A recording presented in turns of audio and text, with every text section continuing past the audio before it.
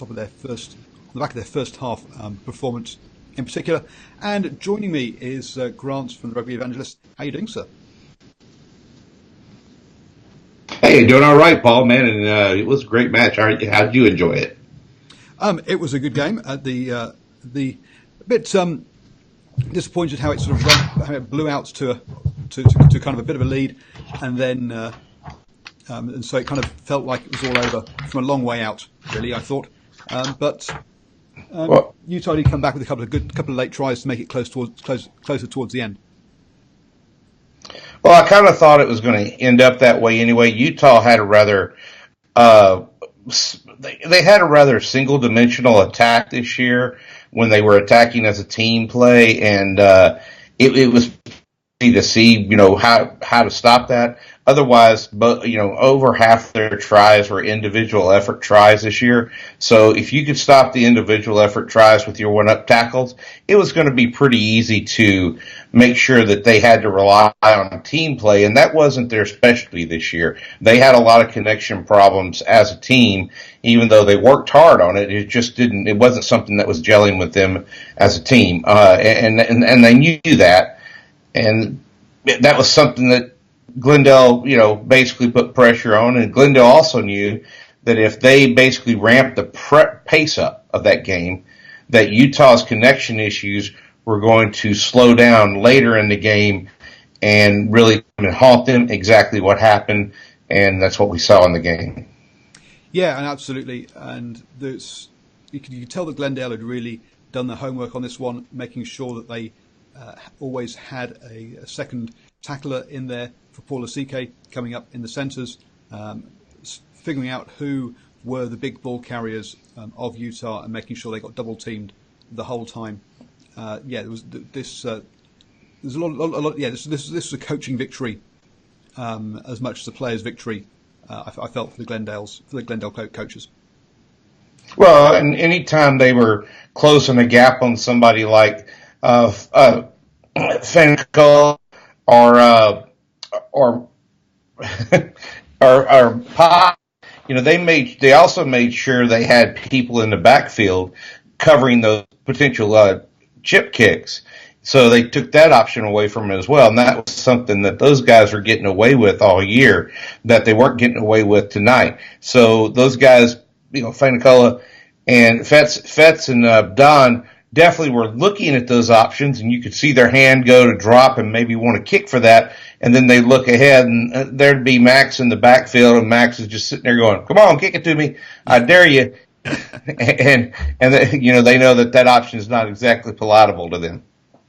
Yeah, no, and early on, we definitely saw that Utah's first sort of 3 or so possessions were all kicked away, and that was never going to be a good move against the against this Glendale side. So that's I'd say that was they needed to have the ball in hand, and they weren't getting over the gain line, and that was a problem for them. Early on, though, we had a try after the first minute. Fig picking up a brace of tries in that first half. He had a good day with the ball in hand today. Sam Fig is something to be wondered about. I mean, his body type is not your typical 8-man body type, and when you look at him, you don't think this big, powerful 8-man the way you would think of in any league anywhere, much less in the USA. And yet here he is all over the field, coming up, in the Australian Shoot Shield League and as a South African and really making his mark there. And then he gets over here and he's really got a lot of ball smarts and a lot of speed. And that's where he makes if you watch him and how technical he is, that's where he really makes a lot of his marks at on the field is Sam Fig is just a very technical player. And he's very clinical in his attack, in his defense. And when he actually gets out there in a one-on-one situations, he knows he's one-on-one, so he has to make it very, very smart play. He doesn't make these extremely dumb decisions. No, he doesn't. For the first try, he was there for Cruz, who also had a good game for a youngster, a guy who's come through the Glendale Academy, not one of these sort of foreign players sort of brought in, and he had a wonderful game today. So as you say, getting around the field, he was there in support of Cruz, a winger, which shows his pace, and then his smarts later on. He got one actually disallowed, didn't he? Where he picked up the loose ball from the line out, I'm not sure he didn't score two, but yeah, he spotted that the Utah's line out wasn't working. Very quick onto the drop down ball, and it showed some great pace to go and score. Unfortunately, Davis had knocked it on at that point. One of the things I was really impressed with on the Utah side, and I'm sorry that it took so late in the season for this to happen, is Tucci stepped up today. You can see in a couple of scrums, he learned how to get his feet under him at the start of the scrum and actually drive his weight down through his knees. So he was actually scrummaging like a loose head prop should. And then when the as the substitution started to come on for Glendale, then that kind of stopped happening with him, and he started going back to some old habits. I was glad to see that he started to work on some footwork at some point. This guy's had a terrible year in the scrums, a terrible season in the scrums, but he's been great in the loose as a prop. And that's, you really need props who are hard to deal with in the loose, right? And so that's encouraging to see out of the Warriors, that this guy can make those adjustments, know that, hey, I'm doing all this good out here, but I really need to be better at the thing that I'm supposed to be really good at, as a prop. And I need to work on that and make that happen. And I was really glad to see that hey, at least in a couple of scrums, he took some time and worked on that. So maybe that's something he'll work on in the off season. And if he does work on that in the off season, maybe some other props will look at that and say, hey, maybe that's something I need to work on. Today in Casa Cole, in the room that you see behind me, there was 6 props ages 17 to 62 in here at one point in this little 12 by 12 room. There was an MLR prop, an MLR coach, 2 coaches that are in almost 50 years old, and we were all talking footwork for about 3 hours over beers and and we were really talking some serious Rolly Meats and Mike Cron stuff. About where your feet should be, if you're going to put them, why you put them side by side, why you do heel to toe, what gives you a better strength power ratio, and why you choose that over this and when. So, this is something we've been talking about all day. So when we saw that when Tucci got in, we were all kind of going, yeah! So we were really happy for him because, this means that the competition is doing exactly what it should do. It's making all of us better at what we need to do. Yep, no, absolutely. And they, as you say, Utah's set piece, unfortunately their line-out didn't function, but their scrum did today. They've got the size, they've got the weight for that scrum to work, but they've not had the technique. And as you say, that was good to see today that he'd been working on that, and they got the upper hand in that area in that first half. But it was one of the points that the size of Utah, Glendale had to go wide, and they did use their width and pace in this game. Harley Davidson, good work rate coming off his wing and seeing him pop up all over the pitch as well. And I guess 2 players who kind of ran the show that we need to talk about are Will McGee and Archibald. As you say, they were sweeping at the back, collecting the ball well. They weren't turned that often, and their kicking game today was spot on. Years ago when Max DeArchibald first came on the scene, and I want to say it was like 2009, 2010 era, I kind of questioned whether Max was going to be anything. And I remember Pat Clifton telling me that, this kid's going to be something. He's really good. You got to keep an eye on him. And, just because Pat told me that is why I kept my eyes on him and kind of believed in him. And that's the one guy that Pat's always raved about that has really always been consistent as a player. So D'Archibald, he's never been this fast, flashy player, but he's always been that very consistent, very his pass catch style is very Argentinian. That's because that's where he's from. But he's stepping through the gaps, he's exploding through the gaps, and when he needs to do the right thing and put his foot on the ball, it's usually he's doing it with support around him, and they know that they've got to go with him. And so he's also making some very smart decisions when he does that. He is, and both him and there was a play in the first half where Utah were pressuring in just on the edge of the 22 for Glendale. Glendale turned it over, and immediately I think it was Archibald put it straight on the boot, and him and Will McGee chased it up, forced the error by Utah in their own 22, and that work rate and heads-up play between the two of them was the sort of thing that was taking the game, putting the team where they wanted to play, basically in Utah's half, and that rather than in their own half. And that story of Utah getting into the Glendale 22, they did that several times in that first half, but didn't come away with any points. Refused to kick sticks. Perhaps they should have done that just to get the scoreboard ticking over, because their lineup wasn't working, and they kept kicking to the corner and it just kept not working. Yeah, and that was just, and part of that was Glendale's pace was also getting to them.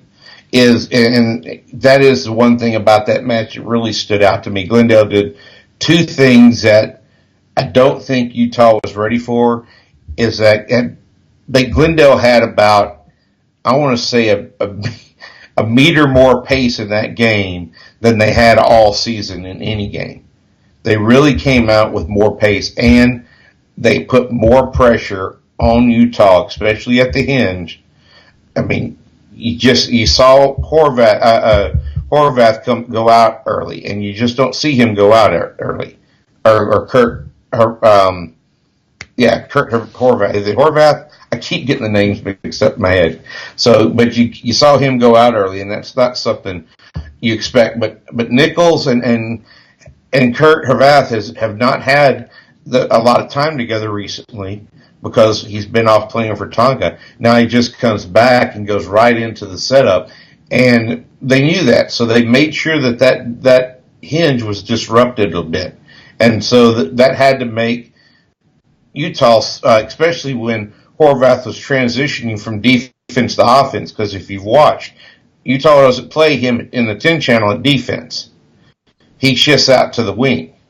So when they have to make that quick transition, usually Fa'amausili's still sitting in the 10 channel. So sometimes Fa'amausili has to pick up the 10 duties, and that doesn't always bode well for him. Yeah, as soon as you start trying to hide people on defense, you're just going to struggle on turnover ball, because you haven't got the right attacking structures in place. You ask people to make decisions that aren't used to making those decisions, and that doesn't go so great. And so Glendale put out that big lead, or pulled out 22-point lead in that first half. We had Luoti, some wonderful footwork to get a try before half time, but that was. And then the second half, we had quite a lot of the same sort of thing we've been talking about so far, is Utah getting into the 22, not scoring. They did pick up a couple of late tries, but they never got sort of within reaching distance of Glendale. So Glendale go down to San Diego for the final. I didn't see it, unfortunately, because I got locked out of the Facebook video stream. But it sounds like the Seattle San Diego game was a good one, with San Diego starting off very strongly. Yes, I mean, you had to, for the first 50 minutes of the game, it was a very back and forth effort. It wasn't until C.C. Mahoney went to the sin bin that the wheels kind of came off the Legion's wagon, and Seattle started having their way with them. And when that happened, it was really Katie bar the door, and the Sea Wolves were on the hunt at that point. And it's try after try after try, it seemed like. One thing that the Seawolves did is they played with a lot of pace at there towards the end. They were really putting a lot of pace on where the Legion could not keep up with them, especially, in the 10 minutes where they were down. By the time that Mahoney came back out, there's only 3 minutes left in the game, and it was all but over by that time. So he really couldn't make that big a difference. The one thing I think is going to happen is Seattle is going to have to play with a lot more cohesion and turmoil going on in their organization right now because, Balfour's been out of touch, and Chris Prentice and his company out of us have come in and basically taken over the organization and the running of the company for them. So there's been a big change there. So it's kind of hard for a team to have their back office to go through all of this reorganization in the middle of the playoffs and win. So this win for Seattle is actually much larger than it looks because I had them picked to lose because of all this reorganization going on. This should really have disrupted the apple cart, right? Mm-hmm. I mean, when your boss is nowhere to be found and people got to come in and basically, save the whales in this case. What's happening. So, and it's great that it happened. I mean, the people of Seattle, the rugby community of Seattle is so tight knit that was just going to be what's going to happen. So really, really thumbs up there. Kudos to Flinny and all those guys that stepped in to really make an effort to make sure everything went smooth. You guys, man, they did a great job, and they're going to do a great job next week. It's going to be full effort. I was amazed by what happened. But, San Diego Legion, they just didn't have enough guns on, and I think what happened there is they've just been bringing in too many new players too late in the game, and their cohesion just hasn't been there. Yeah, I saw that Jay Peterson was being raved about on Twitter. He played a great game. But as you say, this is his first game for them all season, which, that's not how you build a team. Unfortunately, bringing your player in at the last minute into the finals. But hopefully it's something they can, again, we knew there was going to be these first season growing issues for a lot of these sides. So hopefully that's something they can sort out in the off season going into next year. So the top 2 teams from the season actually have made the final, which is good. And we look forward to the final next weekend. Oh yeah. Look forward to the final next weekend, and hopefully with Rooney coming on next year, we'll have 8 teams for sure. Maybe more. Don't know. But Rooney for sure, and after that, go see what we got. So Rooney, for those you don't know, is Rugby United New York is joining, but there's also rumours of a couple of teams potentially from Canada. We'll have to see whether they actually eventuate or not, and a couple of how quickly the team out of Washington DC can get themselves organised. Probably not next year, but after. Those guys got to have their money together by September to get in for 2019. So that's a really short runway. Paul knows that out of DC. Bill Webb knows that out of Ontario. Those guys are very realistic, pragmatic guys, and I don't think you're going to see them try and push anything into being when they know that they can come, when they know they have the time to let the sophomore year make its mark.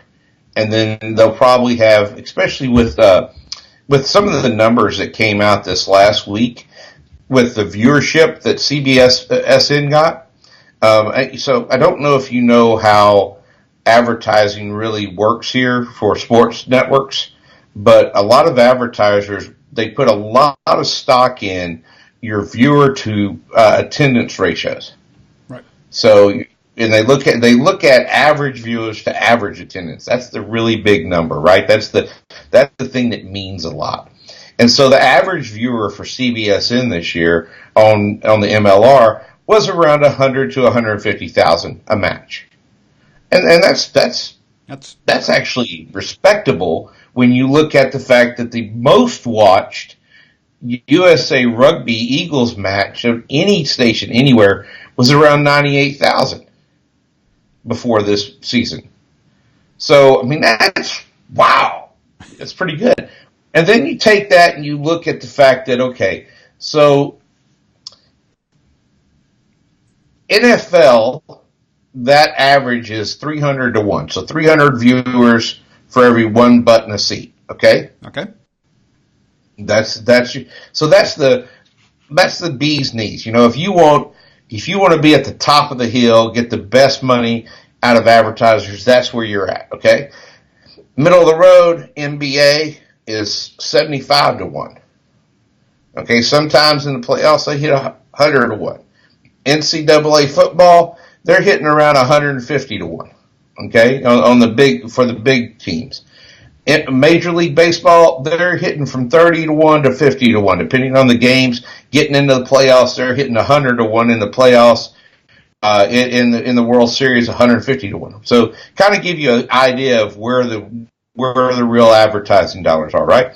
So, if you look at the average league average is 2,500 per game, and CBS says that their average viewership was 125,000 over the course of all the games in the season. Do the math, and the advertisers are now paying attention. Yeah, because that's over the 150 mark, isn't it?